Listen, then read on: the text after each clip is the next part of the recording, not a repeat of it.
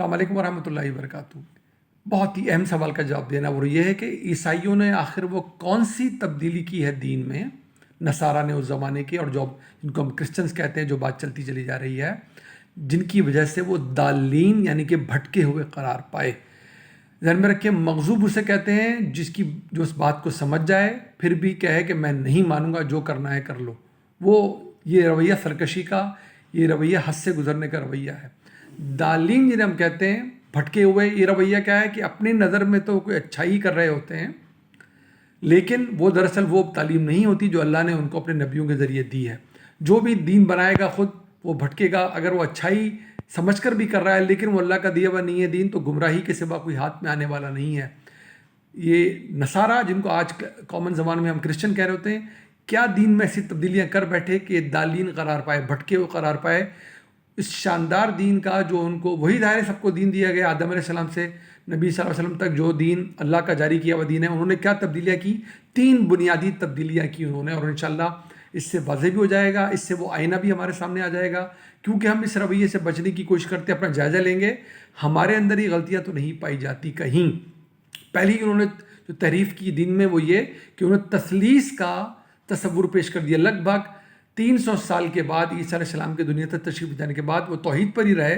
یہ سارے ڈاکیومنٹ بھی آج دیکھے جا سکتے ہیں، جو پرانی اناجیل ہیں، جو ان کی تعلیمات دیکھی جا سکتی ہیں۔ پھر سینٹ پال کے آ جانے کے بعد، سینٹ کا مطلب ہوتا ہے جن کو آج کل ہم کہتے ہیں بہت اپنی زبان میں کہ بہت برگزیدہ، جو عبادت میں، ریاضت میں بہت آگے نکل جائیں، جیسے ہمارے معاشروں میں ان کو اللہ والا کہا جاتا ہے۔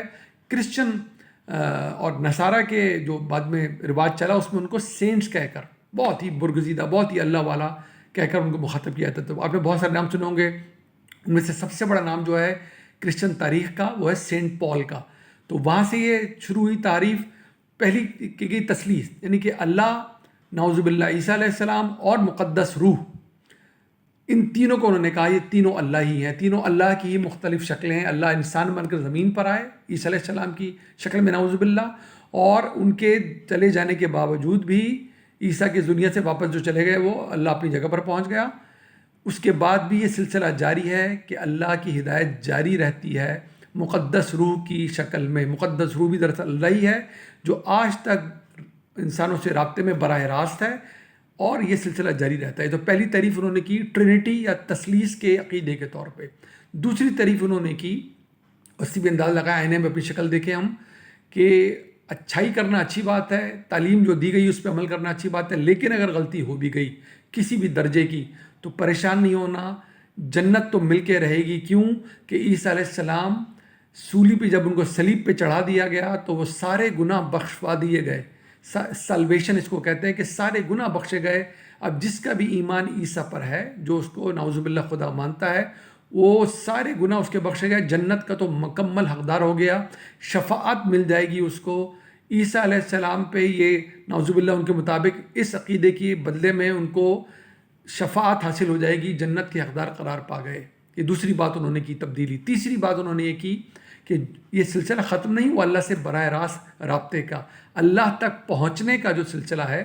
ظاہر اللہ تعالیٰ نے تو بتایا مجھ تک براہ راست جو رابطہ ہوتا ہے وہ میرے انبیاء کا ہوتا ہے، جن کو میں خود چنتا ہوں۔ نہ وہ کوئی ریاضت کرتے ہیں، نہ وہ عبادت کرتے ہیں، نہ کوئی مشقیں کرتے ہیں، نہ درجات طے کرتے ہوئے اوپر جاتے ہیں۔ میں چنتا ہوں ان کو کہ کون میرا نبی بنے گا۔ میں جانتا ہوں کہ صحیح معنوں میں ان کا کردار، ان کے دلوں کا حال کیسا ہے، ان کا نفس کیسا ہے۔ وہ خیار الناس ہوتے ہیں، یہ میرا انتخاب ہوتے ہیں۔ قرآن میں صراحتاً بتایا گیا، کوئی لگی لپٹی اس میں ہے ہی نہیں۔ سورہ شورا کے آخر میں 42 نمبر کی سورت ہے، اس کے آخر میں دیکھا جاتا ہے کیٹاگوریکلی، اور بھی جگہ اللہ تعالیٰ نے جگہ جگہ بتا رکھی ہے بات کہ یہ اللہ کا انتخاب ہوتا ہے، کہ مشقوں کا، ریاضتوں کا نتیجہ نہیں ہوتا۔ تو انہوں نے کیا کہا، عقیدہ بنایا کہ جو کوئی بھی آج بھی دنیا سے کنارہ کش ہو جائے، اپنے آپ کو عبادت میں لگا دے، ریاضت میں لگا دے، اللہ کا نیک بندہ بننے کی مشقیں طے کرے، وہ اللہ تک براہ راست پہنچ سکتا ہے۔ ہدایت کا سلسلہ آج بھی جاری ہے۔ اس کو اپنی زبان میں کہتے ہیں کہ یہ آج بھی مقدس روح اس سے رابطے میں آتی ہے، یہ بہت پہنچا ہوا ہوتا ہے۔ تو یہ 3 بنیادی انہوں نے تبدیلیاں کی۔